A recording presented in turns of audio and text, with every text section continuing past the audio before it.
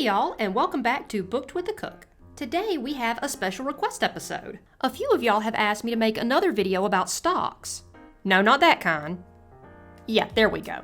We're going to be covering bone stocks today. It'll never give you up, it'll never let you down, and it won't make you lose your shirt on Wall Street. All memes aside, for the first set of ingredients, we're going to be bringing back our eclectic mix of vegetable scraps, but we're also going to need bones. And it just so happens that for a recent dinner, I roasted a whole chicken and I saved what's left of it for this very application. Now you can use just about any kind of bone, raw or cooked, for bone stock. My personal preference is using bones from a roasted meal. I just love the flavors that it gives off. Plus, it's a free bonus from a meal you were going to cook anyways. Now let's get to cooking.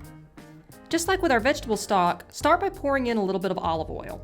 Get it shimmering and dump in your veggie scraps and aromatics. If you prefer a more neutral flavor, then just don't use as much aromatics, if any at all.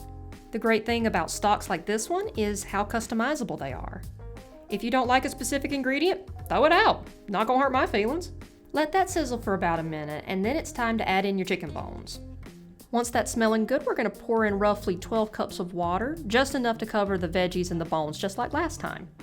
Bring all that up to a boil, then drop that heat to low and just leave it on a simmer. General rule of thumb for bone stocks, the longer it simmers, the better it is. You might also notice that there's not really a whole lot of scum rising to the top. You know, that frothy stuff that most sites will tell you to skim off? That's thanks in part to me having roasted my chicken. Scum is mostly a product of unrendered fat and pieces of marrow breaking away and rising to the top.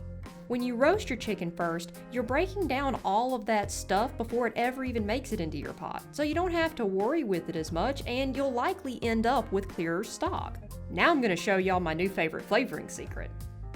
However, be warned, while it is delicious, it will make your stock cloudy because we're reintroducing a lot of the fat compounds that we normally skim out and throw away. So if you're wanting clear stock, you're going to want to skip this step. If you're using a chicken that you roasted yourself, collect the drippings from it. You can store it in any kind of clean container, like a mason jar.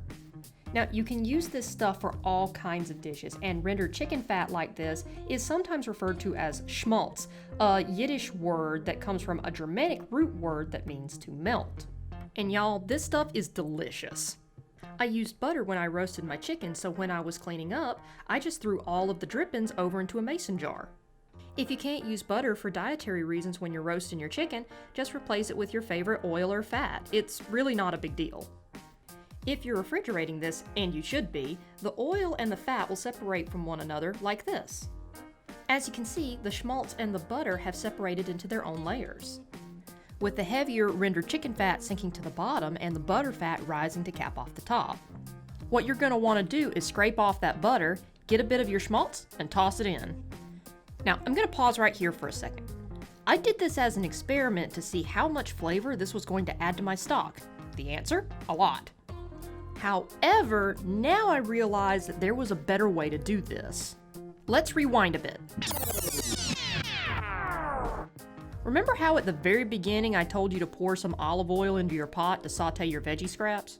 Yeah, if you want to get the most bang for your buck with your schmaltz, use it instead of your olive oil, and try not to dive into the pot from the delicious smells. Alright, back to the present.